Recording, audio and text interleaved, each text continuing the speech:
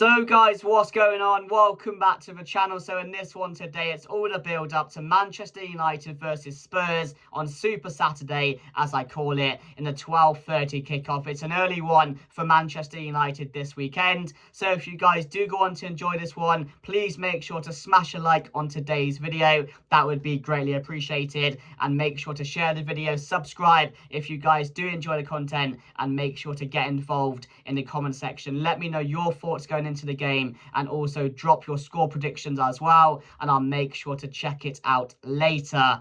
But what a feeling right now to be a Manchester United fan. It's bloody good, isn't it? Free on the bounce, all great in their own way. You had the City game absolutely battering them. The Arsenal one was the best of the lot. I mean, scoring that last minute goal, absolute limbs. What a victory, beating Arsenal right at the end. And then Fulham, my God, we made it close. But Benjamin Sesko in Fergie time came up clutch and stepped up to win the game for Manchester United. So what a start for Michael Carrick's interim head coach manager role at Manchester United. It's been absolutely fantastic. I've enjoyed every moment, and the prospect of every game is exciting me now. It really is. And it was not like that under Amorim. I woke up today, finished work, excited to come on here and talk about Manchester United, talk about our exciting players, how well we're playing, how well the manager's doing.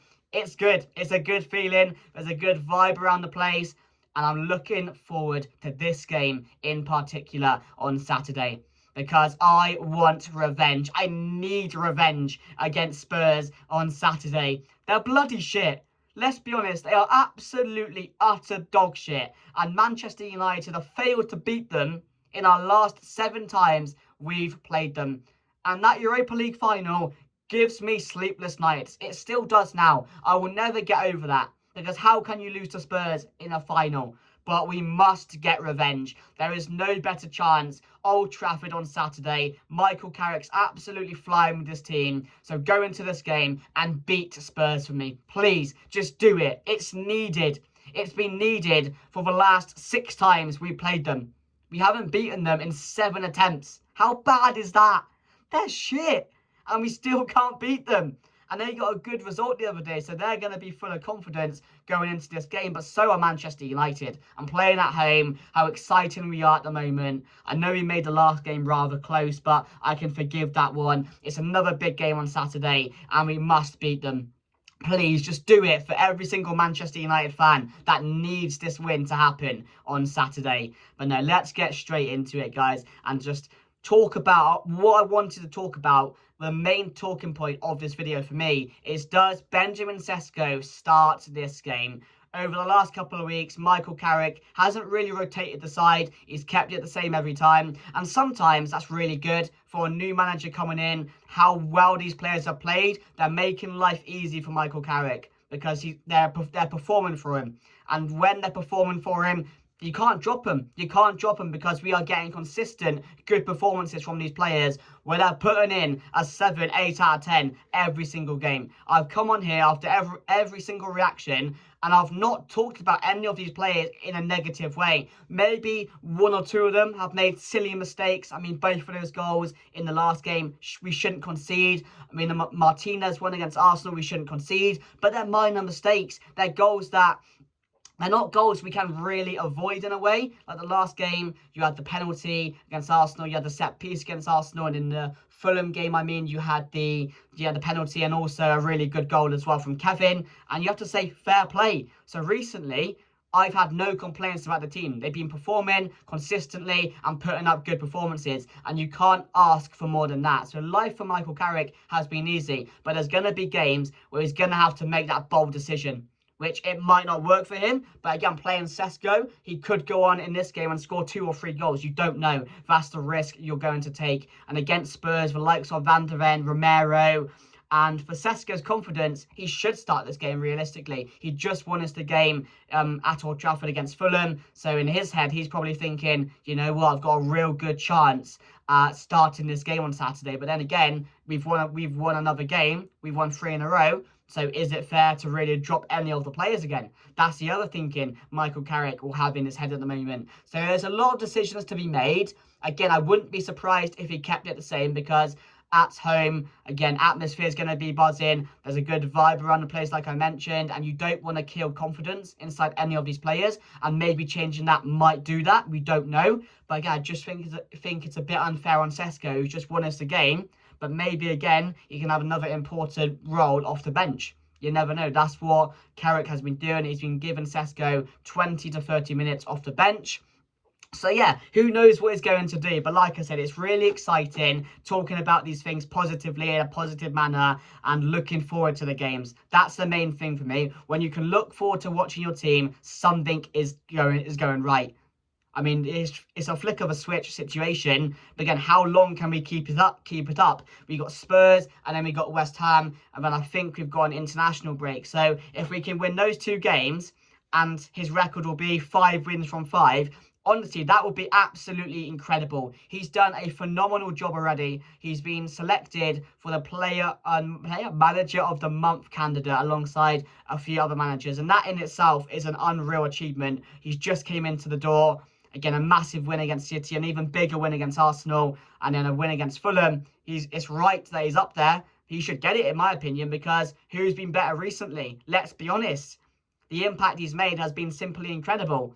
But no, it's just about keeping those standards now. Because if we can keep those standards for the rest of the season, we've got an incredible chance of getting Champions League football. And obviously, with 1 game a week, we should be getting that anyway. There's pressure on to do that because, of course, we're Manchester United. But again, we're in a really good position. And I feel we're the strongest team at the moment around that area to get that top 4 spot. I'll take top 5, that gets you Champions League football. But again, Chelsea play 2 games a week. Spurs play 2 games a week. Liverpool play 2 games a week. Some play 3 a week. So we've got absolutely no excuses. But the way we're playing, the standards we are setting now, we have to set those standards throughout every single game, throughout the rest of the season. And if we can do that, but I really back ourselves in getting that top 4 spot this season. But let me know your thoughts down below. How much are you enjoying it?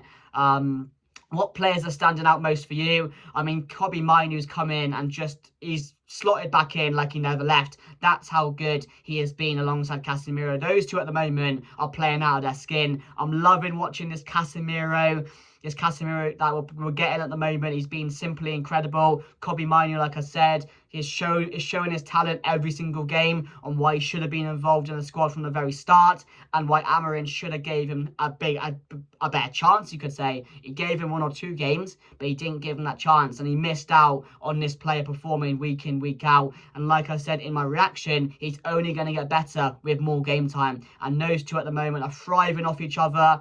There's rumours going out. I saw something this morning that Kobbie Mainoo loves playing with Casemiro. So obviously, when you enjoy playing together, when you have that connection, you do get the best out of each other. And that's what Kobbie Mainoo and Casemiro are getting out of each other right now. And it's really, really good to see. We've got a strong back 2 in Martinez and Maguire, who are unreplaceable right now. They're playing out of their skin as well. Some of the performances we are seeing from them have just been phenomenal. Maguire and Martinez are really getting that connection we really need to see from our defence. So we haven't had really a stable relationship at the back. We haven't had that for a while. We saw how much Amorim replaced the centre-backs every single week, subbed them off. But these 2 together with more game time, again, they're going to be a hell of a duo going forward. I mean, Martinez fights for every single ball until the 90th minute. He was so good against the Fulham. The Arsenal game is phenomenal. Maguire just does Maguire things, wins his duels, gets on with it, and just performs. I mean, the fullbacks as well, Shaw and Dalot, those 2 I've questioned a lot on the channel. I've questioned them a lot. But the last couple of games, they've been really, really good, just like the whole team. It's like they're all feeding off each other and feeding off this new energy that Carrick has put into the side. And it's a joy to watch. It's an absolute joy to watch. I love seeing my players play at their best. And like I said, when they do play at their best, we are unstoppable at times. We really are. We've got some very, very underrated players in our team. We've got very good players in our team. Let's just say it how it is, who haven't really been performing at the level we know they can perform at. The attack, and Mbeumo, Cunha, Sesko, Bruno, Ahmad, again, all phenomenal players who on their day, if they're all playing at their best, are so hard to stop. We've seen that with Cunha and some of his goals. Sesko had a really good impact the other day. Ahmad's been a joy to watch since he returned. And Mbeumo's been really good all season. Bruno Fernandes, there's nothing more to say. He's just world class. The numbers he's putting up, again, simply incredible. I don't care what anyone says. He is world class and one of the best players in the world at this present moment, and has been for a very, very long time, in my personal opinion. And I'm just loving it. It's a shame Dorgu's injured. He was really thriving. But again, we have players and we have a bit of depth now that can come in Cunha, who can really provide in for Patrick Dorgu until he's back next season. It does look like he's going to be out for the rest of the season. So yeah, I'm enjoying it. I'm excited, but I really want to see us go at Spurs and take the game to them and just score as many goals as we can. Just absolutely batter them if we can. It's needed right now. Like I mentioned earlier, we need to get over the line against Spurs. So my team going into the game, Lamens as well, another mention on him. He's not been mentioned, and that's the best thing ever, because Onana was getting mentioned every week for simple mistakes or being in the wrong. Lamens, it's been quiet, and there's nothing better. He's been really, really solid in goal for us. He just provides us that extra bit of confidence, which he weren't getting under Onana, and he's been phenomenal in goal. So massive credit to him. So I'm going to go the same back four: Dalot, Maguire, Martinez, and Shaw, with Lamens in goal, Casemiro, Kobe Mainu, Bruno Fernandes, Cunha, and Buemo. And I'm going to say, no, not Cunha and Buemo. I think he will keep it the same. Cunha and Bruno Fernandes and Ahmad, and then Buemo up top. I don't think he'll change it. I just have a feeling that until we lose a game, it's not going to change. I would like to see it change for one game maybe, just to see how Sesko gets on. I think he deserves it after the goal, but again, Michael Carrick probably doesn't want to drop morale and he wants to keep confidence high, and maybe dropping one of these players, it might do that to them at the moment the way they're playing. So it'd be interesting to see if he does make any changes, but I don't think he will. It'll only be Cunha coming back in for Dorgu. Of course, that was the same in the last game as well. So yeah, I'm looking forward to it. My score prediction, I'm going to say Manchester United to win this one by 3-1. Spurs are shit. They've got decent players. Xavi Simons, Solanke on his day has been really good. I mean, the last game he scored a brace, didn't he? And he scored like a scorpion kick. So fair play to him. That was a really good result for them. But they're in the table. They're the position in the table they are for a reason. They're not a good side. They're really struggling. And again, a win here, convincing win for Manchester United, puts Spurs back in the shit. It really, really does. But I just want to see us win this game and beat Spurs. It will give me such a buzz to do it, because we can never get over the line against them.